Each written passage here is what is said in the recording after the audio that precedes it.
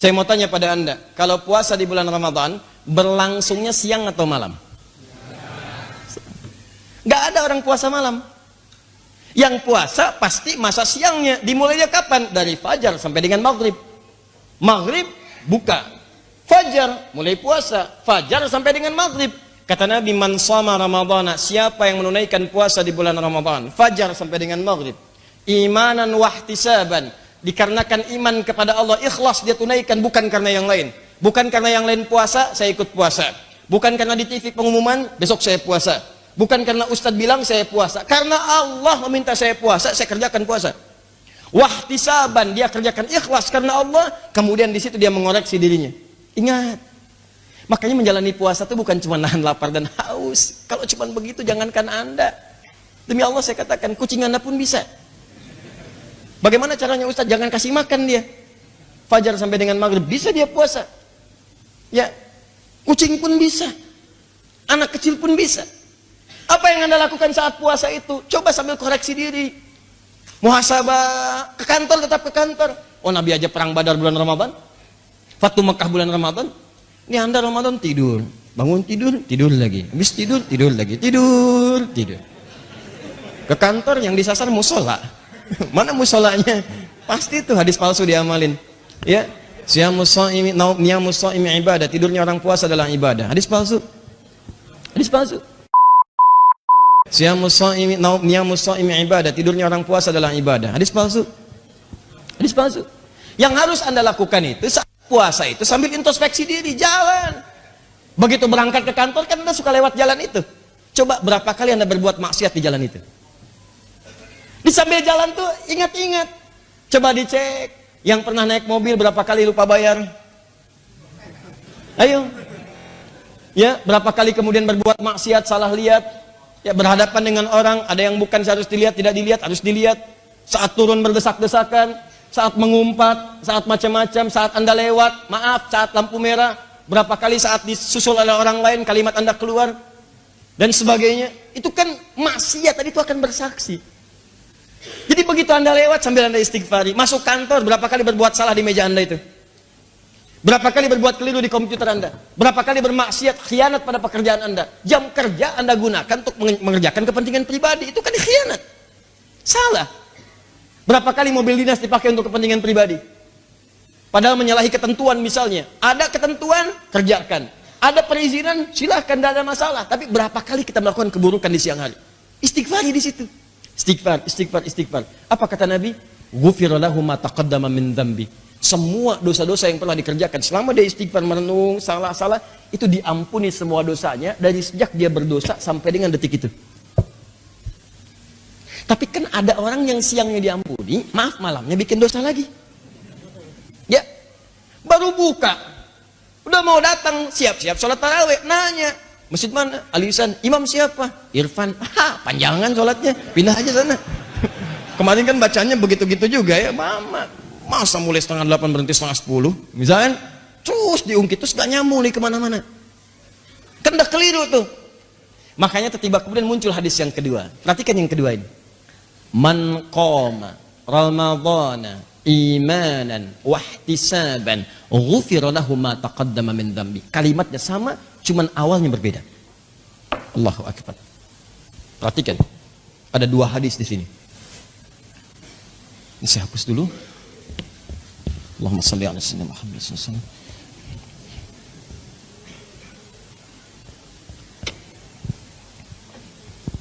Jadi hadis yang pertama, man shama. Hadis yang kedua, man qama.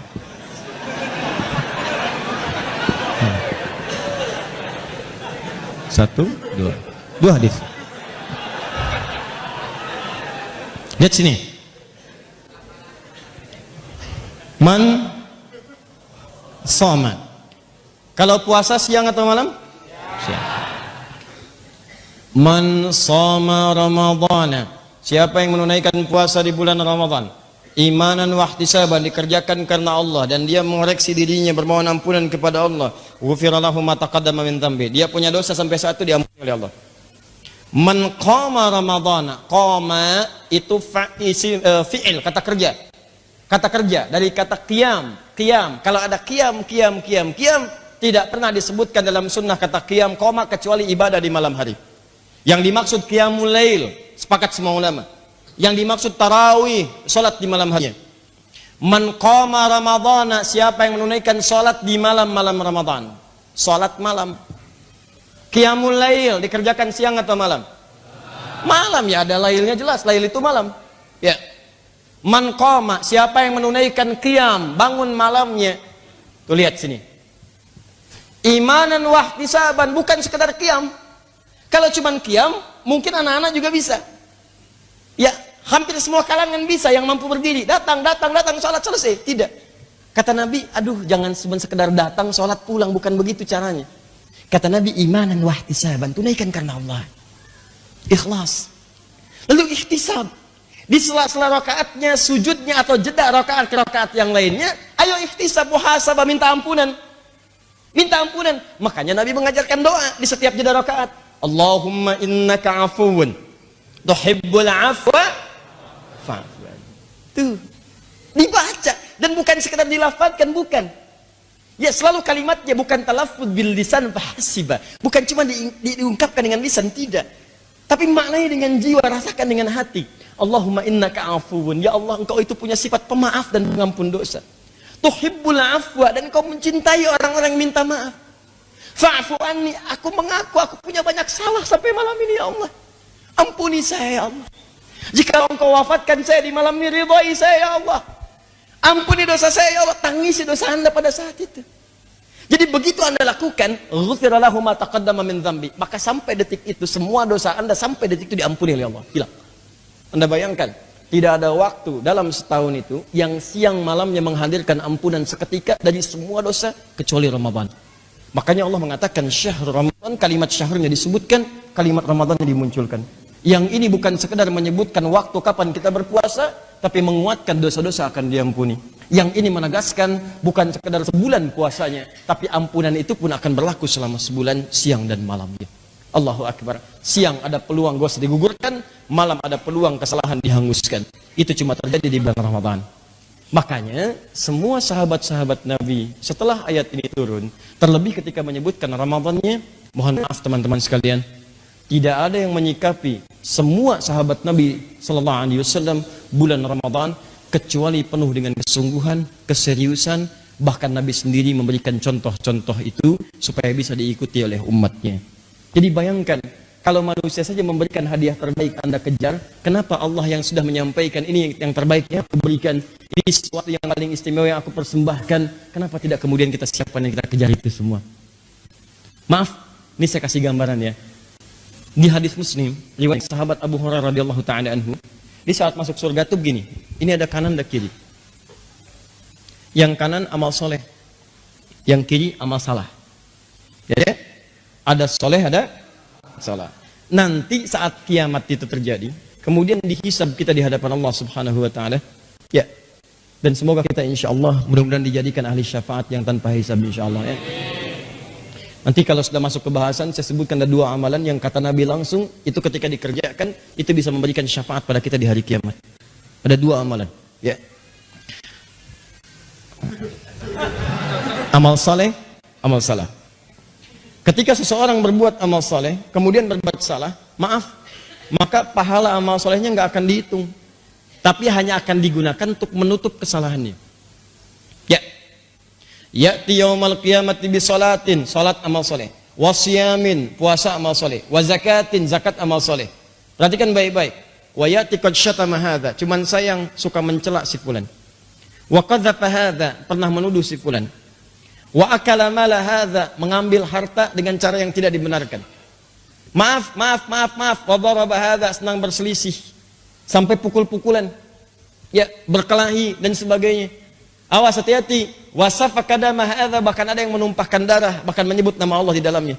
Allahu Akbar, tembak A, B, bom C dan sebagainya tanpa dengan kaidah yang dibenarkan, yang keliru. Maka hati-hati, lihat kalimatnya. Tu'khadhu hadza min hasanati wa hadza min hasanati. Kalau ada orang berbuat salat lantas mencela orang lain, maka pahala salatnya itu hanya akan digunakan untuk menutup celaan yang tadi disebutkan. hilang. Diambil, nutupin ini. Nah, ini bahaya. Anda habis sholat, keluar masjid, nyela orang misalnya. Dia belum kelihatan sholat dalam pandangan Anda. Mungkin dia sholat di masjid lain, berpapasan dengan Anda. Ya, lihat tuh si fulan tuh. Iya, kayak ahli surga aja ya. Iya ya. Waktu zuhur begini udah lewat, belum ke masjid. Semoga diberikan hidayah oleh Allah. Iya, nggak seperti kita ya. Iya, mudah-mudahan wafatul khotimah. Misalkan, itu saat dibincangkan, seketika mengalir pahala itu yang Anda dapatkan kepada orang tadi. Jadi kalau Anda dicela oleh orang lain, nggak usah marah dulu, karena ditransfer pahala. Jangan dibalikin lagi, udah dikasih dibalikin lagi. Dasar kamu begini, dibalikin lagi. Kamu juga begitu, yang nggak ada ujungnya. Paham ya? Nah, maaf, wasyamin, dia puasa, wa qadhafa hada, dia menuduh orang lain, maka pahala puasanya ditutupkan kepada tuduhan tadi. Fa in faniyat hasanatu, kalau habis kemudian, maaf sekali, habis kebaikan-kebaikan ini, tersisalah keburukan satu. Pernah gosipin orang misalnya, maka diambillah dosa orang yang digosipkan tadi, ditimpakan kepadanya, faturiha finnar, maka dilemparkan dia ke neraka.